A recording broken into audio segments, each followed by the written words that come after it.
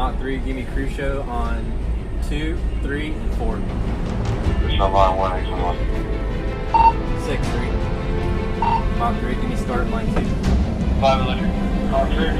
5 line 2, Mach 3. Mach 3, give me start line 1 and Crucio on 7 and 9. Line 1, Crucio 79, Mach 3.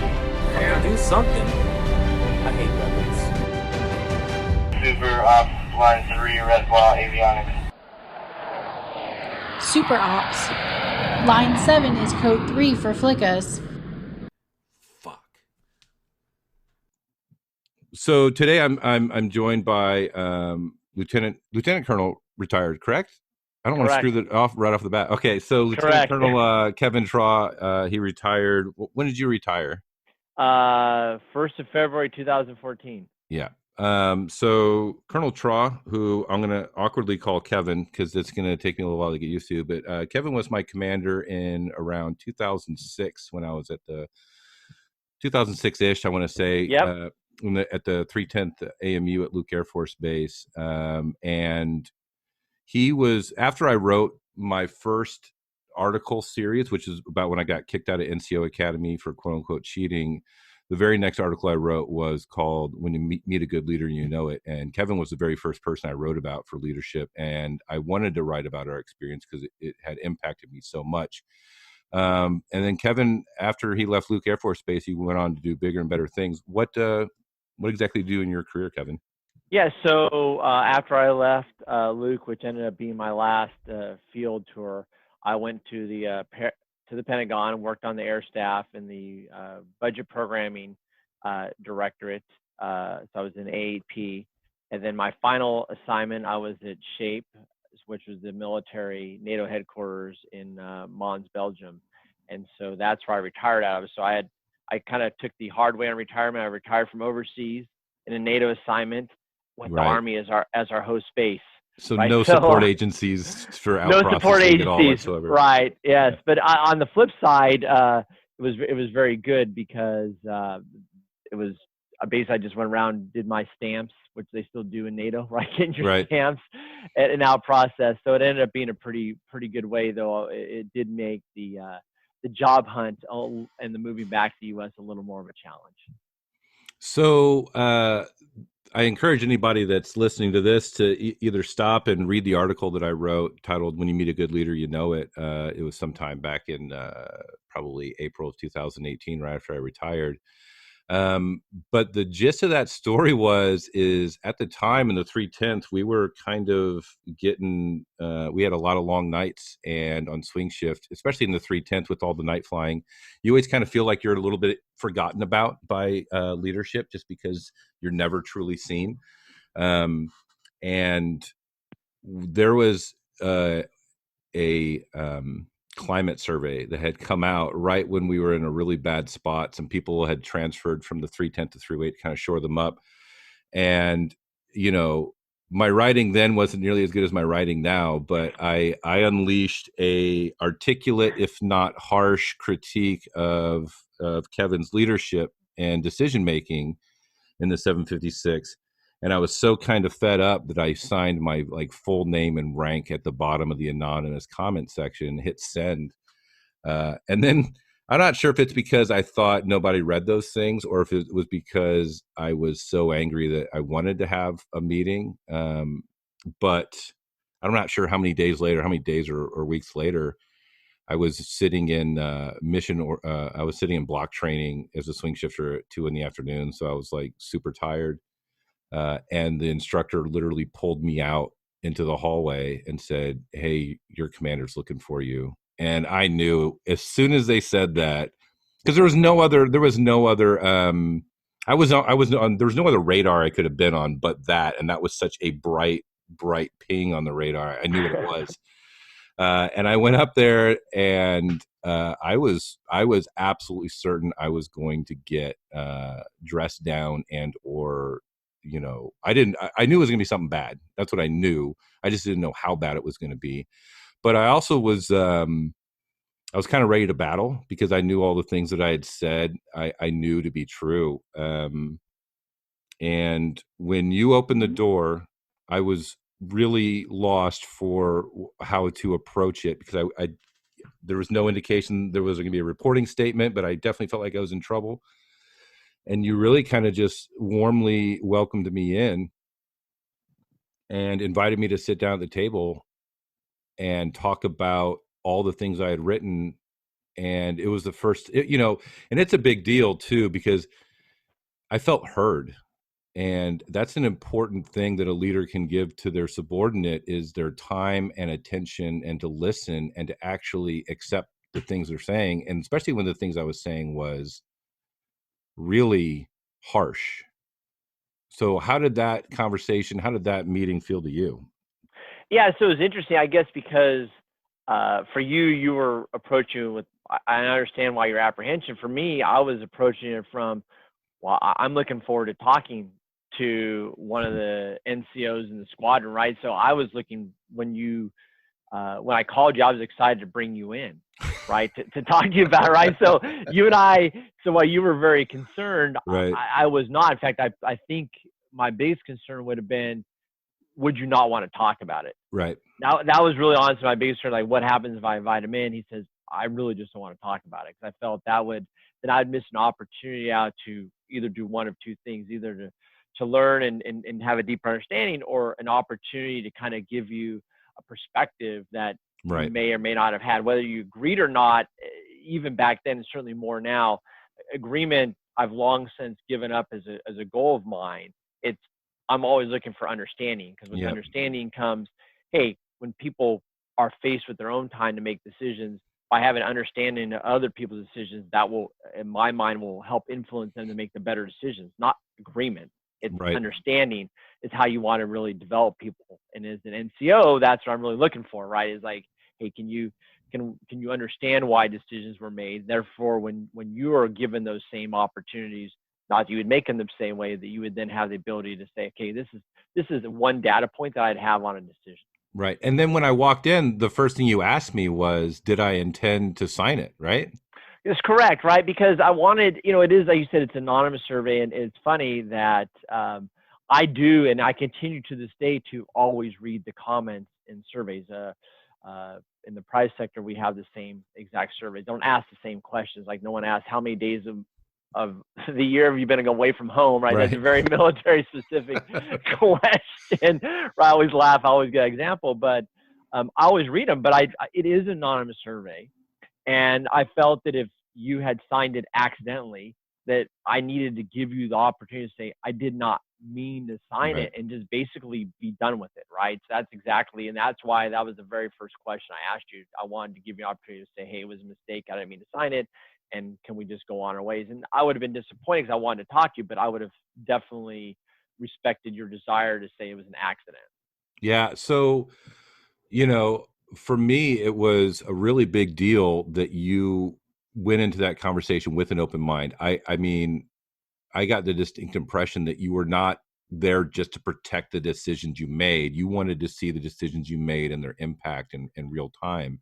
Correct. That's, I'm not sure if I had bad luck with commanders or good luck with you or whatever, but in my experience, that's a pretty rare approach to criticism in the military. Yeah, I think because there's always a desire of one or two things, either to defend a decision, though you and I have had other conversations years. You don't, in the military, you don't, and you've written about it, you don't actually have to defend your decisions, right?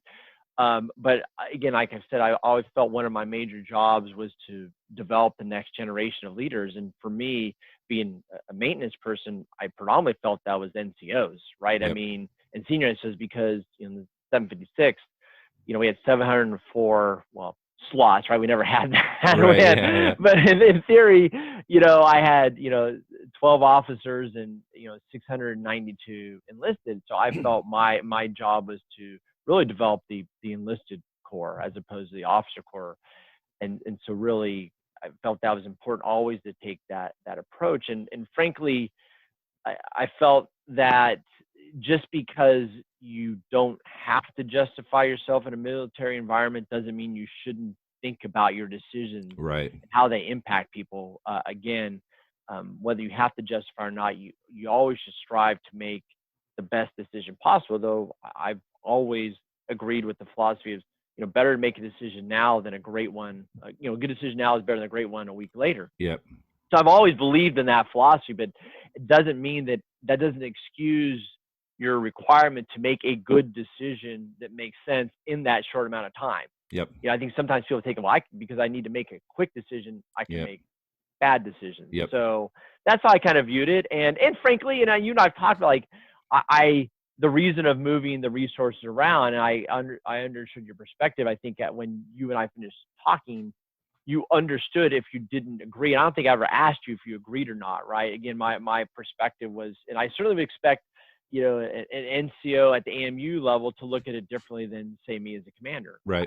Just as I looked at stuff differently when I would have, been the equivalent of an AMU OIC with sortie gen back in the day. Certainly I had a different perspective. Yep. I mean, my favorite ones were, I remember at Hill, we had a spray paint can, and we would spray paint over the other AMU's equipment when we couldn't find it, right? Right. And that was my job as a lieutenant. Like, as a commander, I would have crushed me, right? So, and yet as a lieutenant, I was a hero because I was going around stealing other AMU's equipment, right? Yes. When we did it on the line, right? So, that's a distinctly military thing. So, Yeah. we all have a role to play in our roles. So I felt it was very important to be open to that.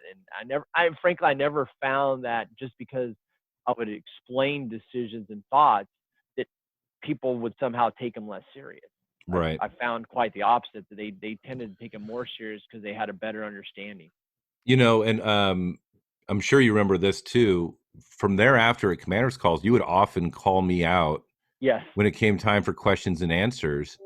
And I think the first time I did it, I had something at the ready, not because I knew you're going to call me out, but I had it at the ready because I could see a lot of things that I needed help. And so I did it. And so the next commander's call, I expected it. So I had something that I thought I could use your help with. And I don't think I ever told you this, but we used to often do AMU calls before the commander's call. Like, it'd be a combined call. So the AMU would be like the 30 minutes, and you'd walk in and you'd talk to the.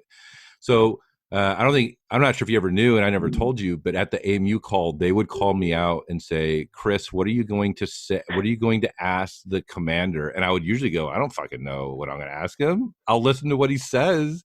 Right. In an organic sort of way. And if I think something he says sounds good or bad, I'm going to ask a question or a follow-up, or it's going to apply. So they would get so frustrated when I wouldn't have anything for the AMU leadership. And then I would ask you some question that often would, it wouldn't necessarily make them look bad. And that's where a lot of my frustration lies, where appearance is somehow the most important commodity. Like, I never got the impression that the fact that I asked you a question, you looked to your AMU supervision to look at what could be done, that you were somehow blaming them for inadequacy. It was, okay, this is in your court. Let's start working on it. Yeah, it's funny that it wasn't just obviously the 310th. I did that, and all of the AMU OICs and chiefs hated that I would always ask who has questions. I'd make, and I still do that to today, right? I still say I need to have questions, right? And I felt exactly how you did. It wasn't to do the gotcha game or whatever. It was to see what was going on. Now, the one part of it that was important for them was I wanted them to learn the power of asking. Yeah. Right. So it didn't really matter what you had said. Like, I wouldn't go to them and say, how did you not know this was an issue? That was never the point. But I was trying to teach them that, you have to ask, right? You do have to. And whether it's asking about how things go in the AMU, well, the same thing applied to, well, what's going on with the jets? I mean, the same concept of being inquisitive and getting a better understanding, I think, applies whether you're talking people or let's call it equipment issues, right? It's the same concept of it's important to ask questions because, you weren't unique, but you were unique in many ways that a lot of people were afraid to approach the more senior people, especially the commander. You've written about, commanders have a ton of legal authority, right? That's the difference between, say, the military and a private sector. It's the legal authority, right? Is the big difference, right? And that can be, and people are kind of afraid of that. So I did feel like by asking those questions and trying to give, if I have to use the civilian sector a safe place, I certainly wouldn't use that in the military, but 7 years retired, that I had to feel like no matter what you said to me, and really, I had to tell them. I remember one time, it wasn't your AMU, that they asked them a question and they were so upset, and it was appropriate. They did the appropriate major Traw serves. They put all those things. I didn't feel it was disrespectful. They wanted to give the person a letter of reprimand because they felt it wasn't an appropriate question. And I said, do you realize you would completely devastate any trust that Yeah. anyone has, not only in me, that any leadership, if you have a question and you give them a reprimand? I said, how does that even make sense? Right. Think Yeah, about how fragile that person's ego / career is, that they would attack a simple question. And that goes back to what I was thinking when you were talking is I didn't ask my AMU leadership because you had built trust with me when I did that first shot across the bow in the climate survey, and you didn't shut me down. You invited me to a conversation. I was heard, and you gave me important information, and I gave you some field level information. We had developed at least a relationship of, right, I know I can talk to him and he'll listen, and he appreciates me giving him the unfiltered truth. And that's the agreement we had, the social contract right. we had. And that was not established with the AMU. So it might have been something subconscious or me just not realizing it, but there's probably a good reason why I didn't have the question for the AMU, because I may not have trusted him to do the right thing with it, besides the specter of, oh, Major Traw is going to walk in here in 30 minutes and I want to have an answer for him by that time. Like, that's a big piece of it. And then when you talk about people giving LORs for a question, I just that is just it to me, it's disconcerting, because obviously it came from at least probably a senior NCO, which means that their leadership toolkit is bereft of any other tools besides uh, just squelching any contrary thought, belief, or speech. Yeah, because I've always believed that the ability to influence is the most important. As a leader, you can.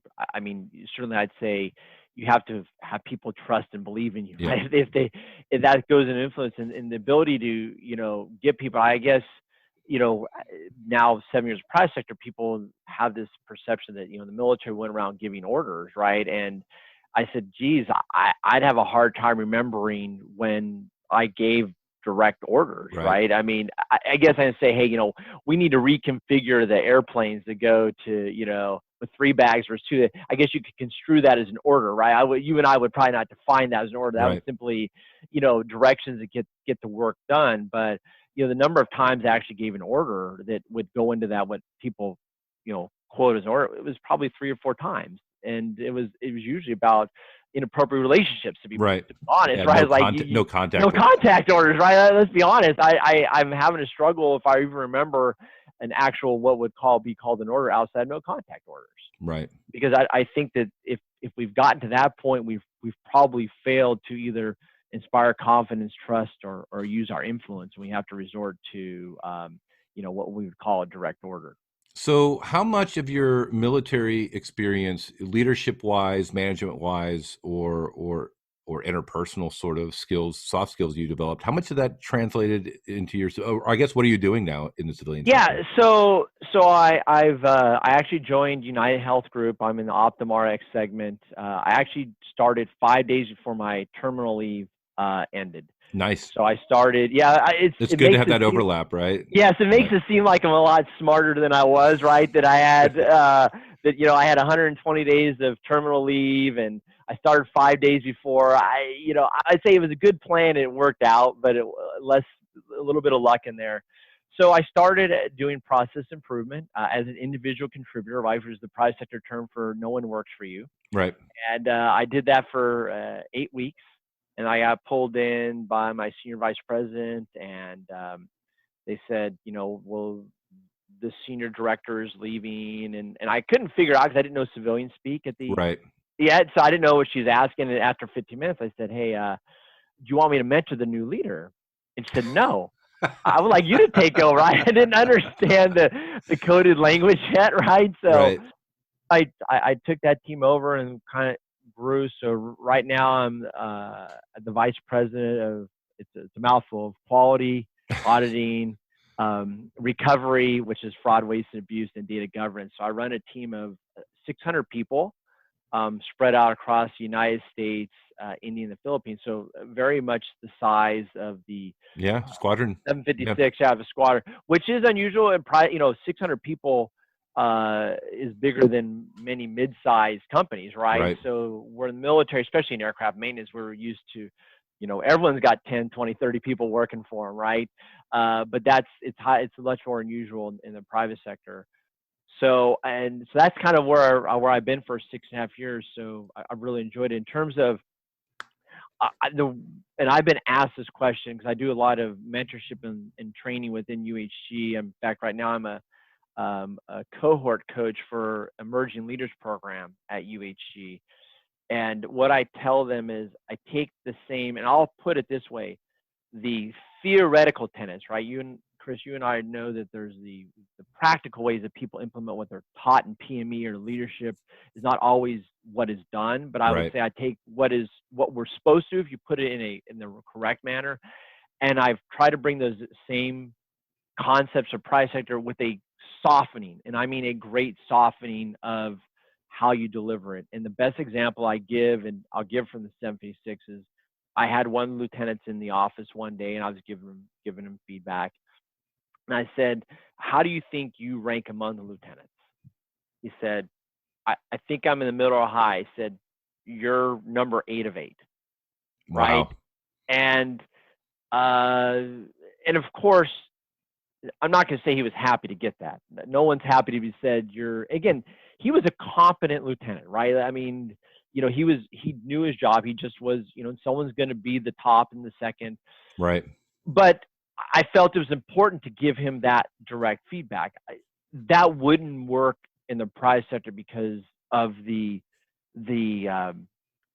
culture is not the same. The culture of directness at the military. I think aircraft maintenance is even more so the directness. Yeah, absolutely. Right. That is especially, flight line. One thing that was interesting, it used to cause problems with my peers is, I first went to the flight line when I was a brand new first lieutenant and never returned back to the back shops, right? Really? I know they like to be called the MXS or EMS or CMS, right? But the flight line guys call them the back shops, or nonners, right? Yep. So I kind of developed those, what I would call good habits. Most of them would call bad habits of being a flight line guy, right? And that directness goes with the flight line vernacular out there. So that's how I've had to do it. But the same thing about putting your people first.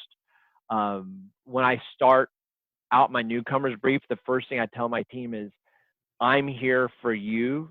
You're not here for me.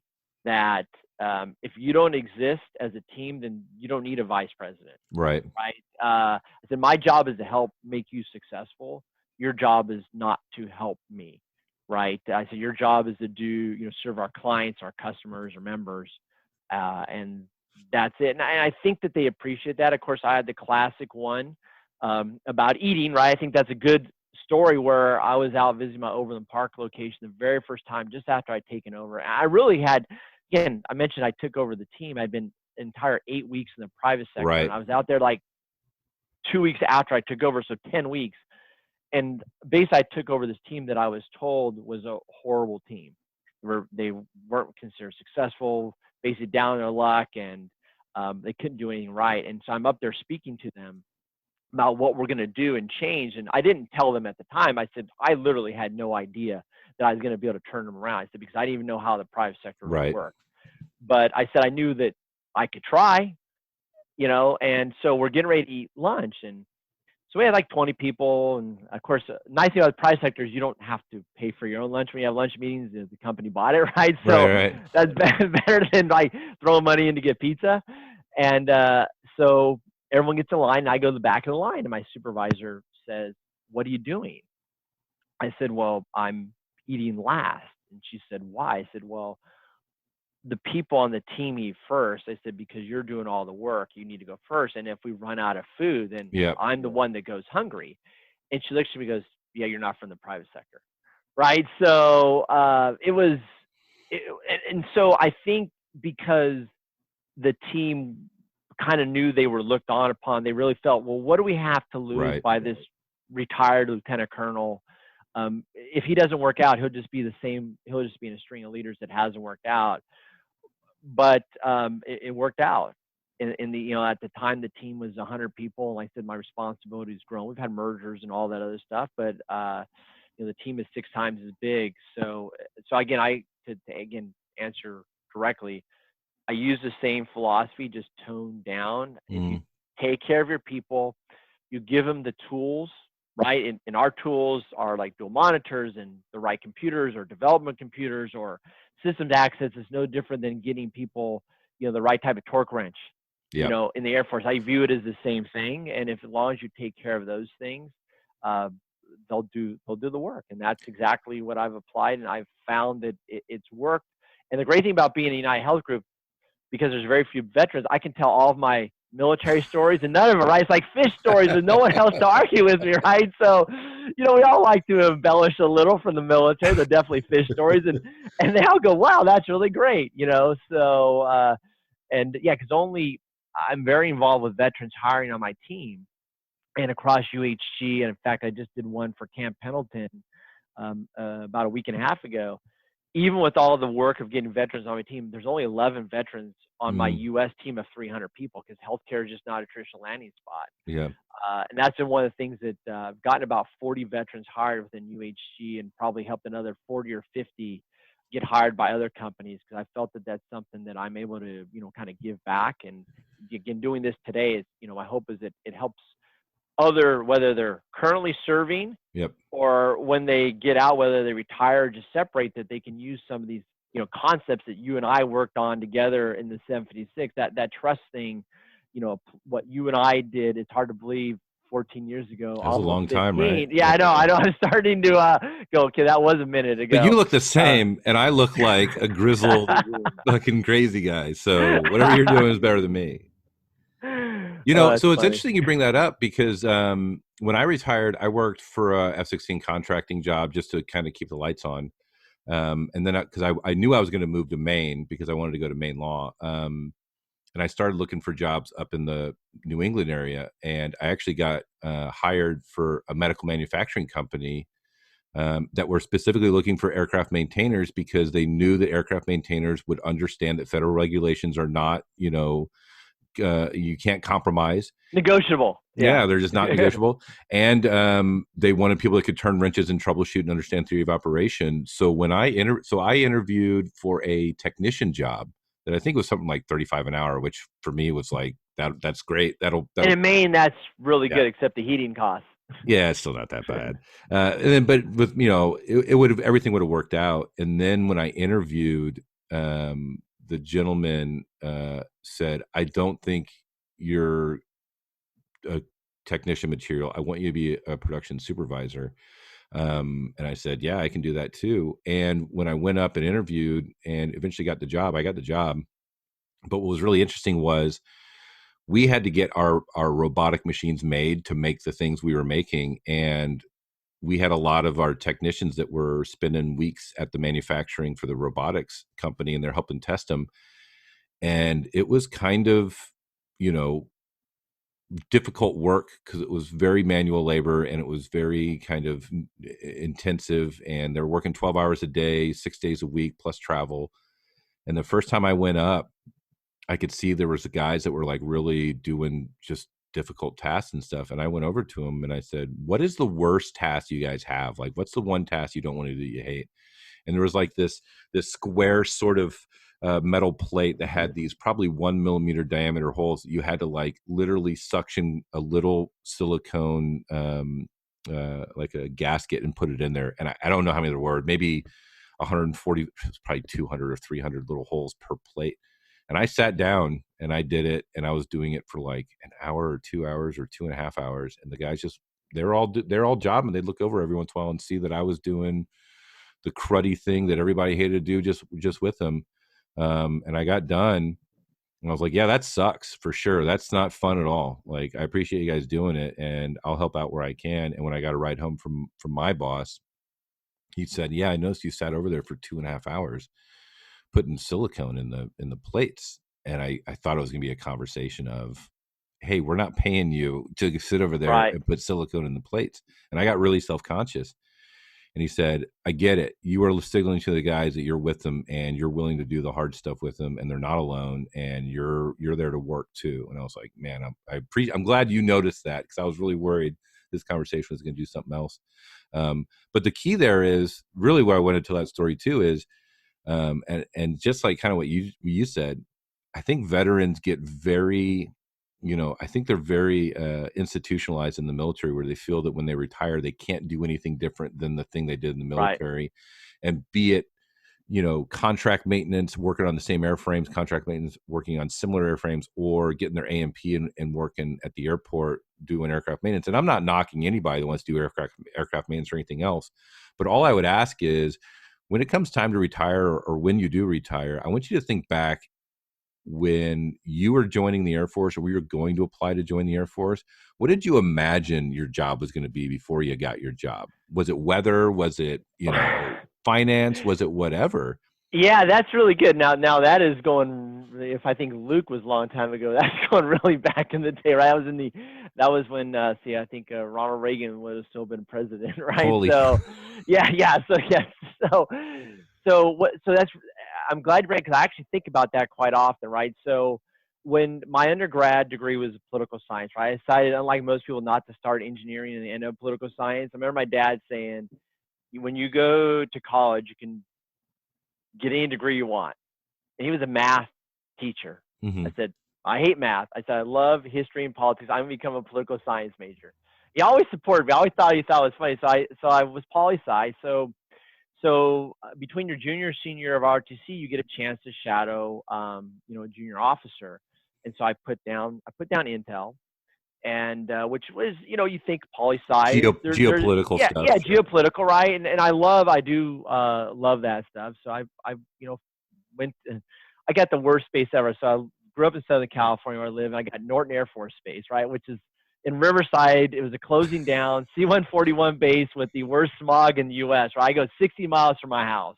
Glamorous. So yeah, so I get there and had a first lieutenant, which is a cadet, is a big deal, right? Wow, first lieutenant, they're no longer just a second lieutenant, right? Yeah. And she had a tech sergeant, which was also a huge big deal, right? At my RTC detachment, we had a buck sergeant. That may even predated you, right? Yeah, it did. And we had a senior NCO. Of course, we didn't talk to the senior NCO because we were really scared of him. Mm-hmm. So like, wow, a tech sergeant.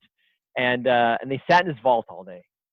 And we're sitting there, and I got to read all the intel stuff. I had my interim clearance, and it was interesting, right? I mean, it certainly was interesting. And she took me to wing stand up, and she said, "Is there anything else that you would like to see?" I said, "Well, I said, my normal summer job, I said, I was a construction worker. I was a union plumber, right? So I was, college student during the regular year, and during the summer I was a construction worker. And because I was the kid in college at a union shop, guess who dug the ditches, right, took the old urinals off the wall, all those things. It was me. And I said, well, I understand my role.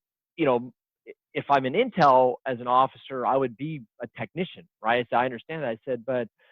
I said, I do like mechanical stuff. I said, I understand if I'm in one of those kind of career fields, it's unlikely I'll be doing. I said, oh no, I said, aircraft maintenance. I said, if I'm going to be in the Air Force, I'm on airplanes, right? Again, we can make jokes about the other career fields, right? Especially cops, like they're not smart enough to join the right service. So should I say that out You're loud? just going to fucking shoot down all of my listeners. I'm going to have only crew chiefs remaining, like fuck back shops and cops. Good job. Well, I guess as a flyline guy, I'm okay with, right? So she said, yeah, I have a lieutenant friend who I'll, have you follow around, right? So the next day she hooks me up with one lieutenant, and he goes, let's jump in the truck. And when we're driving, like, this plane's going to, the Middle East, this one's going here. And with intel, we had plenty of time for lunch, went to the club, all the jokes come in, right? Mm-hmm. And with him, it like comes lunchtime, he's like, yeah, we're going to run through Burger King, get something to go. Are you fine with that? I'm like, I'm 20 years old. I'm good with that, right? And I'm like, man, this seems like a lot of fun. Yeah. Right? Like around, it's loud. It's, it was funny, learn fly. So this one airplane just come back from Saudi. because it was after Desert Storm, and someone had found a desert spider and was taking the dead desert spider and putting it in the top of the crew chief box. I didn't know they were crew chief boxes, right? Mm-hmm. So when people would open the boxes up, there'd be this big, camel spider out there, Yeah, right? and that would So, never happen in Intel. no, never happened in Intel, right? And I'm like, I said, I think this is, yeah, playing jokes on people and running around with your hair on fire. But Yeah. it appealed, right? And then I talked to the lieutenant colonel who was they just changed. So he was the deputy LG, right? They were all complaining because they just moved out of the DCM, and Right. so their world had been destroyed. So he was talking about that. He said, he goes, he's talking about, this is the main mission, and you get to lead a lot of people, and it's kind of what you would expect that level to give you. But I'm like, this seems like good. So really, after that one day with the lieutenant, when I got back, I said, you know what, I'm going to put aircraft maintenance as my number one, which is not many of the lieutenants want to put in for that. Right. Which I don't know why, because I think it's for a lot of reasons. I think aircraft maintenance is a great career field. And so from that day on, I put in. I said I want aircraft maintenance, and I got aircraft maintenance, and I wanted to work fighters. Why, I don't know, because they had bombs on them. Right, I was 21 Right. years old. Right, so like I'd rather have things drop off of them, and so I put in for Hill Air Force Base because I knew it was an F-16 unit, and we had my sister-in-law and brother-in-law happened to live there. And they said I was the only lieutenant maintenance officer to put Hill. The rest, like 95 others, put Florida, right? Right, right. So they said, so they literally said, AFPC said the 7 of you who didn't put Florida all got your number one choices. Wow. Which I actually used later on for mentorship for officers on assignments. So you were I got sent. You were like the godsend to the Air Force needs, right? Yes. Like, I want to do aircraft maintenance on fighters at Hill, and they're like, "Oh right. shit, we didn't think we'd ever find somebody to pick that." That's right. Yeah. So Who's I this was like, weirdo? exactly. I'm like, wow. I remember I got my son. I'm like, look, I got the 388th at Hill. Like I was all excited, and yeah, AFPC was really. I mean, you're right. They were really. It was very funny that I couldn't have been more excited, and they're like, is this guy, pick, again, there's not a lot of male lieutenants or female lieutenants picking Hill Air Force Base in aircraft maintenance, but I'm glad I did. I mean, if anyone said, would you do it over? Nope. I would absolutely do aircraft maintenance again. Now I would make different decisions along the way, right? Yep. Including I was commander. I think as you age, there's things that I would have done differently 15 years ago, which I think you would hope someone would say, right? After 15 years of aging, they would do things differently. But I absolutely don't regret going to aircraft maintenance, spending most of my time on the flight line. After Hill, going to Korea, I volunteered to go, and I spent 2 years in the 36 Fighter Squadron. I wouldn't change a thing on terms of where I went, because it was a great experience. Yeah, and I'm looking forward to this weekend. We're going to have a conversation with a few other prior commanders and current commanders about commanding and aircraft maintenance, and I'm interested to see about your perspective, especially being 7 years removed right from it. I mean, we've had a few offline talks. I'm not going to tip the cards for the next discussion, but I think it'll be very interesting to see that perspective. But really, I think it's really important what you said, where it's, veterans, don't be afraid to reach out to jobs or careers that you think are not available to you, because in my experience, and it sounds like certainly in your experience, those soft skills you develop in the military, between work ethic, attention to detail, those leadership soft skills, I think they really do translate. But also, I think it's also an important message to realize that, yes, the civilian sector is different, and it does require a different type of touch than you can get away with in the military. And that doesn't mean that people in the military don't have that touch. It's just that touch is not necessarily required in order to get the mission done. Absolutely. I think there's a misconception, and I think I shared this too. Luckily, I had a little bit of an introspective episode before I retired, that because I was a military leader in the military, I could certainly be a leader in the civilian sector. But the reality is there's not a UCMJ. There's not the protection of the Ferris Doctrine to stop people from, suing you for negligence Right. or anything like that. Like, you can't extort, and I'm not saying that people in the military extort work or productivity, but they can really quite easily put people on 12s for indefinitely. And that's just not a thing in the civilian sector, because people will vote with their feet. You can actively, and that's, boy, I'll tell you what, I love being a civilian, because when you're unhappy in a job or whatever, you can keep doing that miserable job, and you can start job hunting and interviewing and searching, and you can give your 2 weeks at this job and start the next job. And I think that's a powerful sort of check and balance against sort of toxic management leadership in the civilian sector that, unfortunately, the military, it's not exactly available to them.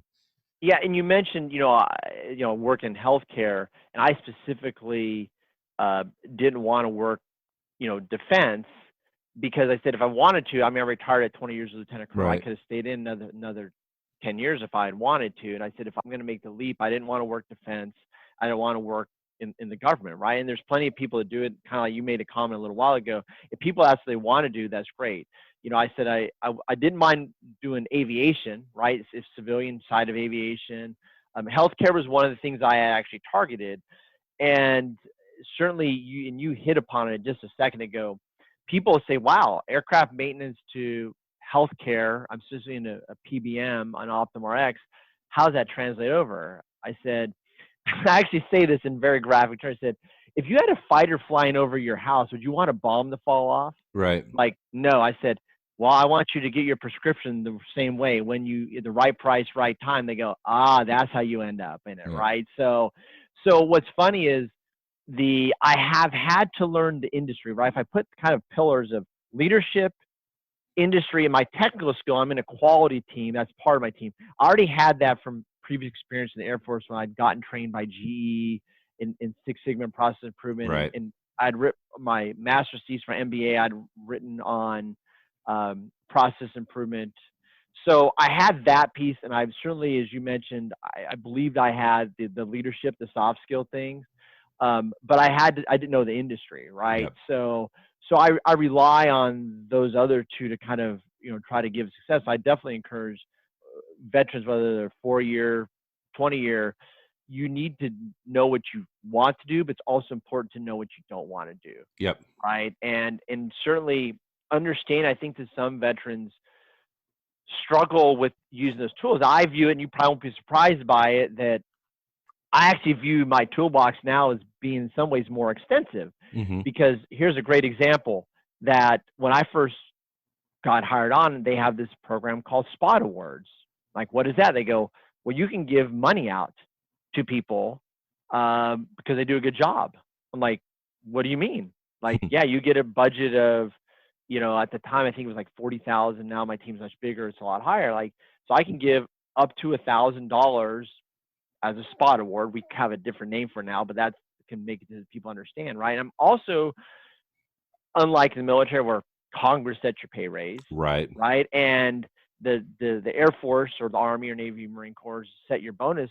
In the private sector, as the, at my level, and even the folks who work for me, we give the pay raises. We have a much higher degree of influence about promotions than the military, right? And certainly bonuses, right? So I just kind of viewed it as I have these extra tools that I didn't used to have. So instead of focusing on I don't have the UCMJ or the other ways of, the rally, let's call it the rally around the flag kind of concepts, Mm-hmm.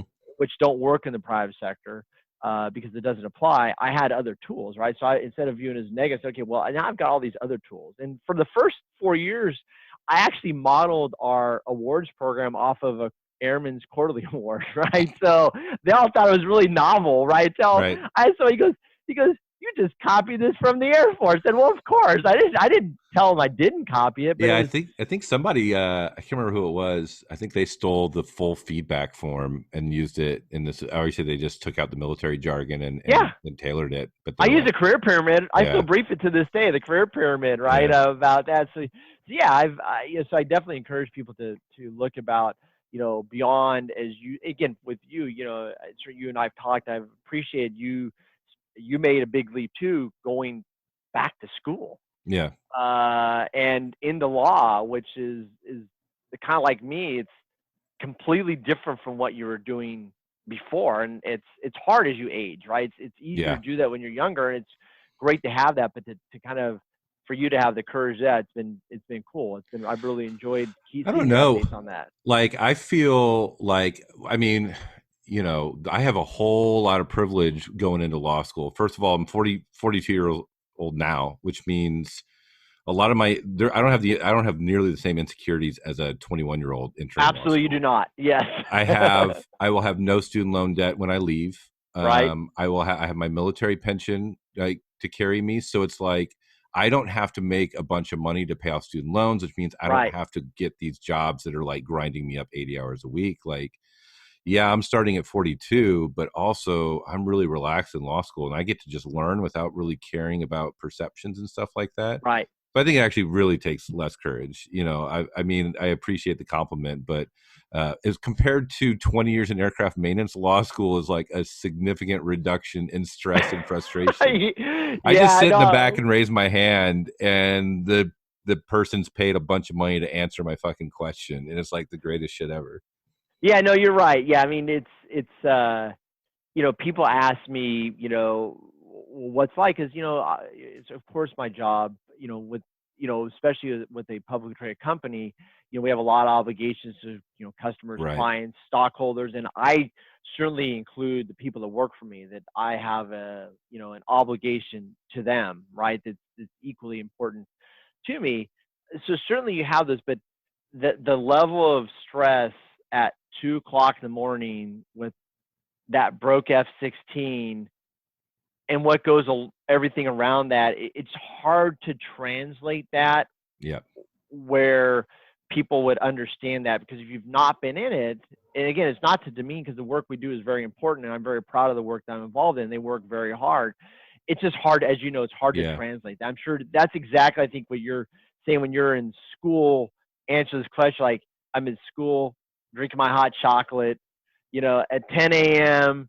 Everyone wants to be here, and it's a different thing than 2 o'clock in the morning, deployed to Southwest Asia, or when it's 100 degrees out on the ramp at Luke Air Force Base. Yeah. It is hard to translate that, to make people understand exactly what it is. And there's also a certain amount of peace that comes to you when you control your destiny, which in the military you just Yeah. don't have, right? Well, Like, excellent point. getting getting the worst base, and then you're in the worst command climate, or the worst jets that were horribly maintained by the previous people that were there, or something pops off and now you're going to get drug into Northern Africa for a fight that you ideologically can't even figure out why we're there, type of doing, and you have no power and control over your life. Like, when you're, and I'm not trying to be I've labeled myself a decruiter sometimes, because I talk people out of either joining the military, staying in the military, but I think I did not perceive how much stress and anger and frustration that I You're had right. every single day with being completely not at the wheel of my own life, and being out and having that freedom. It really, there's like a legitimate decompression that you emotionally and mentally go through after separating or leaving the military. You're right. That is that underlying stress and everything you do. In fact, it's funny. Of course, I know you'll relate. My very first week, when I was at that point, I was still an individual contributor. It was a Friday, and on my team at that time, I was one of 10 people, and they said, "Well, what do you think about your first week?" Because it was a busy week. I said, everyone made it to Friday. We're all going home tonight at our own homes. I said, I'm good. Yeah. Right. It's Your that. standards for a good week were really, really low. Right. Exactly. Right. That's hard to explain. Right. I mean, it's hard to explain, like, what it's like when you're 22 to 23 years old and your wife comes home from work and there's a Mo bag in the Yeah. middle of the room. And she goes, what's going on? I said, we may have to go. Right. And that's just, eventually I went, right? After like the third time of the mow bag, then we were gone, right? And that's it's almost really it's almost hard. worse when you constantly have to drag the bag out, and then you're ready, and then you don't go. And Right. it's like pack it all back up, and you don't know what's going to Right. pop. It creates like this apprehension that there's no stability either to go Right. or to stay. Sorry. Yeah, you're right. No, you're right. No, yeah, absolutely correct. I mean, and I think that's, and I think like you, I didn't realize it when I was in, right? But when you're out and you reflect upon it, you say, oh, that was that underlying stress, right? Because I certainly didn't realize it then. Right. Right. You'd always say, oh, it's because the jets are broke or I have Mhm. something to do, right? I think you always rationalize that with the actual work you're doing, not realize it's just simply the underlying lifestyle that Yep. that you're a part of, that you don't, that in the prize sector, that you're not. I mean, I tell people, I said, in many days, I work just as hard, if not harder, than when I was in the Air Force, right? I said, but the stress is completely different. It is. It's 100% different. And to your point, especially as retirees, your point about being in school, having TRICARE, having your retirement, my son's using my GI Bill. Yep. That it does give you a much, much different perspective. I didn't does. realize how people in the prize sector would save up ailments. They only had to pay one copay. Yeah. I remember the first time someone was like, what are you doing? He's like, because I can't pay a $50 copay for 3 or 4 things. I'm like, he said, what did you guys do in the Air Force? I said, you just went to the doctor. That's what I do now in TRICARE. And then they gave you Motrin. They give you Motrin, right? Yeah, I know. Yeah, it's free, but it's free. not great. Yeah, but yeah, so it's very interesting that I appreciate what you said about when you're in school. I do many days reflect upon and say, man, I really have it good now. Yeah. That life is good, and you and I both can look about on these stories, and I think I'd say, well, we had our ups and downs in the military, but we made it through the 20 years on the other side, right? And not everyone can say that, right? We have people who didn't quite end up in the same situation. So, and I feel fortunate. And it's just a super stark sort of comparison, because in the military, you are so imprisoned, not free is the only way I can, your freedoms are so limited because of the nature of the organization. And then when you separate, and especially when you retire and you have a pension, you are more free than the average American now, because Absolutely. you have inexpensive health care, schooling is no longer an issue, and you have a pension. So like when, that job outside Boston, while it was a good place to work, it was a 2-hour commute each way, and that was if there was no traffic. I was driving probably 6 hours a day, and I was working 14 hours a day. I was making a lot of money, and I quit because I had my military pension that could offset. And I got a job making less than half, but it was local, and I was helping veterans. My job was to help basically low income and first gen college veterans help them get into college, which was a very rewarding sort of job. But the pay cut was huge, but that was the freedom that I had over other people, as I had supplemental income for my retirement.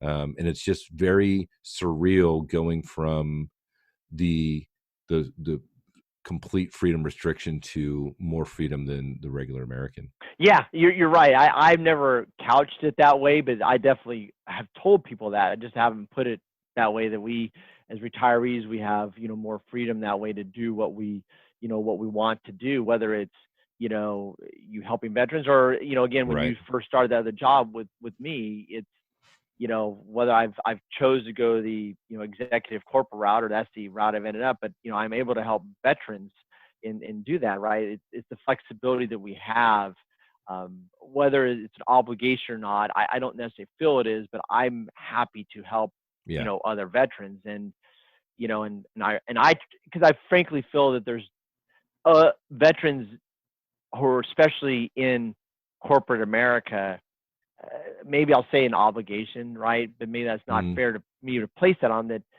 they need to help those other veterans, right? And I really do feel that junior enlisted and kind of say mid-level, maybe, staff sergeant for the Air Force, so E5, E6, there's not people necessarily looking out for them. I agree. Right. And I've been really happy that, in fact, of the people I've helped get hired, the Air Force I've had more Army and Navy I've helped get hired than Air Force. And I've had more enlisted than officers. I've had more non-retired than retired, right? Because I'm like, yes, that retired lieutenant colonel or chief master sergeant, they also need help, and I certainly have Right. helped them. But that E4, E5 who doesn't have a pension or Yeah. TRICARE and maybe has a 3-year-old and a 6-year-old, they probably need a little bit different help, and I feel I can help. So I've been happy to try to help them. Kind of, you were Yeah. doing the same kind of similar demographic for college. Yeah. I mean, you and I were probably doing that. So again, and you know, it is good. I think we should take an opportunity because